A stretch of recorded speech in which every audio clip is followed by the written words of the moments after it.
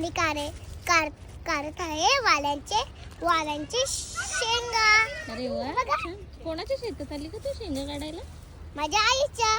कुठली आई? गैया मेरी आई. अच्छा. हे बघा, या तुम्हाला दाखवते बघा. यात त्याच्यात दाणे असतील ते काढायचे. कशा? ज्याच्यात दाणे असतील ते काढायचे. ते काढायचे का? हा. दुसरे नाही काढू शकत?